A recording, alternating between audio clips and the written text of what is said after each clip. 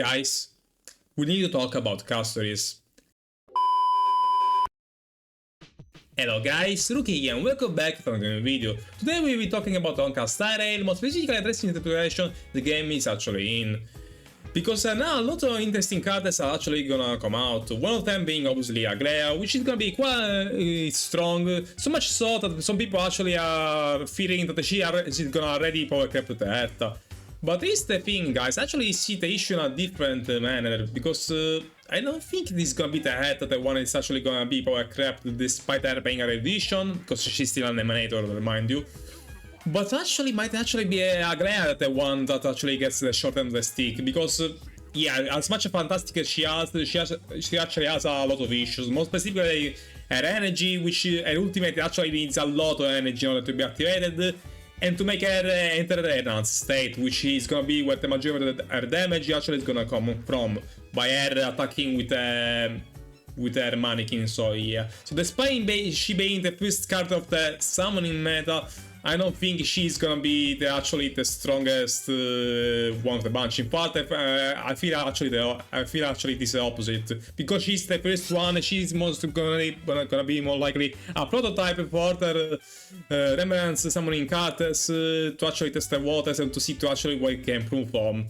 A prototype which is gonna greatly enhance obviously Castorice. And that's where I actually want to talk about today. Because Castorice, guys, with the way they actually are, the way the story presented there, the insanely strong she's in the story, and the timeline keeps being the way it is, she actually might come out in a certain event.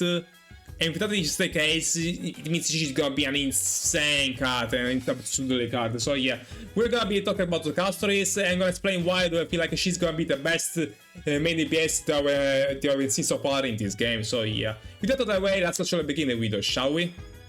First thing first, guys, there will be some spoilers about the 1040 story quest, more specifically involving Castorice, but also some other cards, so yeah. If you guys don't wanna get spoiled, actually finish the story quest, or the Trailblazer mission, whatever it is called, so yeah, you guys have been warned.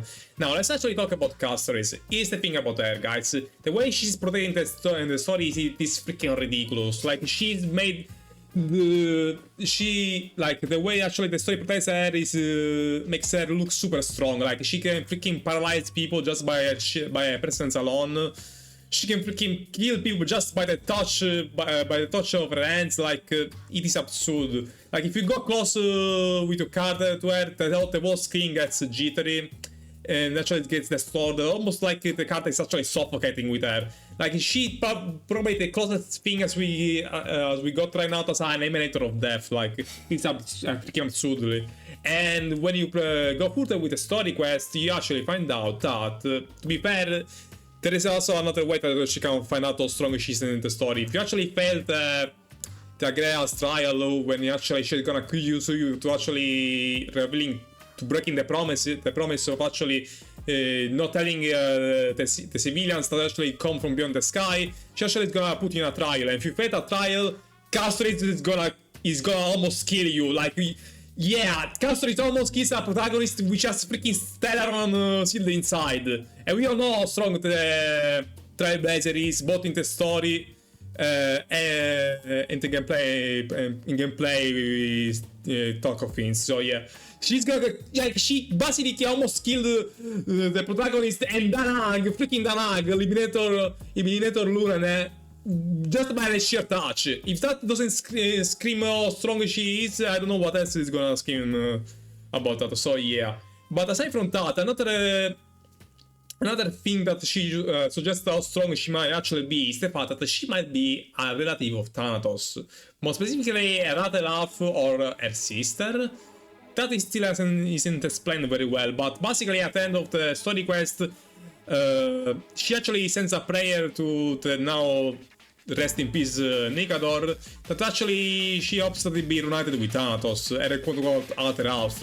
Now, for those of you who are passionate about Greek mythology, or a Persona fan like myself, know that Thanatos, other than being the son of the night, which is Needs, it also is the god of death in the Greek mythology. God of death.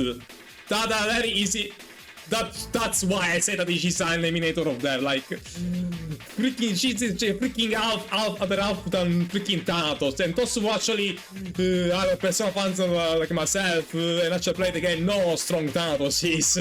I mean, both lore-wise, gameplay-wise. Gameplay-wise isn't the strongest Persona of the game, but it is one of them. On par with some of them. And lore-wise, it is absolutely, like, in the movie, like, is the only one that actually is able to face needs, so it is ridiculous, guys. But let's not talk too much about Persona, which you should play, guys. You should play Persona 3, guys. It's a fantastic RPG, so yeah. But now back on the main topic. The fact that she's that out of Thanatos and she's not strong, she's protecting the story, makes her look like she's gonna be a must pull in the future. Now, with all things said and done, there is not actually a guarantee that she's gonna be strong just based on story, because there are a lot of other examples of characters that actually are strong in the story, portrayed as strong, but actually are pretty weak when it comes to gameplay wise and meta wise. The biggest example of them all is Yanshin. Yanshin is like the game makes Yanshin look like the best swordman in the world, but actually it's freaking ridiculous, pathetically weak when I actually try to play with him. Mostly because his kit is broken, so yeah. Another example of a character that actually isn't pretty good to play with is Ji Yuan, the general himself, even though he has actually been buffed quite recently, so yeah. So it isn't enough of a proof that actually the fact that she's strong in the story, she's gonna be relevant in the for the story quest. It's not proof enough that she's gonna be a top tier DPS in the future, so yeah. So then, despite everything I said, why do I still believe that she's gonna be a top tier character? Despite the fact that I mentioned that her strength in the story may not actually be correlated to her strength as a playable character, well, there's a reason for that. The first one being that she's a main quantum DPS, a type of character that we didn't get since freaking Scylla actually came out. And we all knew how strong Scylla was when she actually first released. Like, so much so that we were already thinking about making a mono quantum team back then, with a character that doesn't crit at all, only it's a one target per turn, so yeah. Despite the fast she actually is, so... Imagine a freaking mono quantum team with Castorice, like, that would be the most insanely broken thing in the world, like... and also quantum, despite it being neglected, is still one of the best elements of the game. Like, the amount of damage you can do with entanglement status is still ridiculous even to this day, so yeah. The second reason why I believe that the Castorice is gonna be top tier is because she is probably gonna be of the remnant spot. At the very least, she's gonna be a summoning character, which seems like the direction the meta is gonna take moving forward. Like, we already saw ourselves how insanely strong remnant characters are, like Freaky MC, like the Freaky MC is basically one of the three strongest supports in the game, Remnant MC. Like, I feel like only Sunday and Robin are better than him, because the amount of damage boost he actually gives, or rather, the rate of damage boost a man actually gives to the character is insane with the true damage bonus. Aglea, despite the issues that she might have about her energy and about her speed, she's still gonna be one of the top tier, one of the strongest DPS, at least until Castorice actually comes out, so yeah. So in theory, Aglea is gonna be ridiculously strong, especially with the Remnants MC, and I don't think you want to imagine how strong Castorice will actually be, so yeah. Castorice damage is gonna be insane, like, so much so that it's gonna make Aglea look like a joke, like, ridiculous stuff.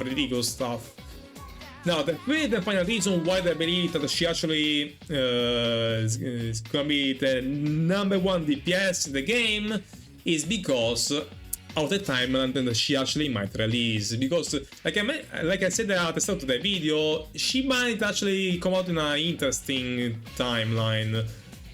Like, a lot of people are speculating that she actually might come out in 3.2, which is gonna be a couple of months from now on, maybe 2-3 months from now on. And you know when she's most likely she actually gonna be released on. probably in April. And you know what also happens in April? There's gonna be the freaking second anniversary of the game. And you know also who was the last card that the card that was released on the first anniversary of the game, the first anniversary of Castorice? It was freaking Acheron! And Acheron was actually releasing the anniversary of the game. And when she actually came out, she was so much strong, so liquid strong, that she instantly power crept Jinliu of how much stronger she actually was back then. Like, if Castorice actually is gonna release in the anniversary, there is no doubt in my mind that actually it's gonna be top tier, because based on the history of the game, also the fact that this is the anniversary of the game, they don't want to release a weak card. Come on, guys, they want to release a card that is not only strong, but even way absolutely strong than anything that actually came out beforehand. Just like what happened with Acheron. Like Acheron, when it came out, instantly power crept Jinliu and any other main DPS that actually came out before her. Jinliu, Blade, Danag, Illimitable Rune. Like, it is ridiculous how much stronger she was compared to every other main DPS at the time. And it's gonna be probably the same thing with Castorice. Like, Castorice is gonna be ridiculous strong. I mean, all the signs points to this. The fact that she's a main Toro Death, basically. The other half of Thanatos. Main Quantum DPS, which we didn't get one since freaking Sierra came out. Remnant Spot, probably. Like, I don't doubt it in my mind, guys. She's gonna be the top, the strongest card that we have seen so far in the game. Like, when she's gonna come out, she instantly is gonna redefine the meta.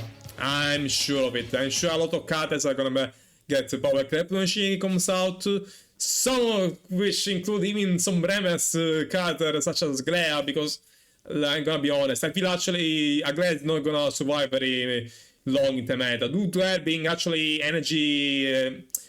Due to her needing too much energy to actually use her properly, actually needing a lot of investment, like. So yeah, Castorice is gonna be that strong, so much stronger that she's gonna power crypting even cards of her own same part. So yeah, and so these are the reasons why I do believe Castorice will be the strongest card in the game. So yeah. If you guys enjoyed this video, make sure to leave a like and subscribe to not miss any future Castorice content or any content in general, and I'll see you guys next time. Goodbye and take care. Peace.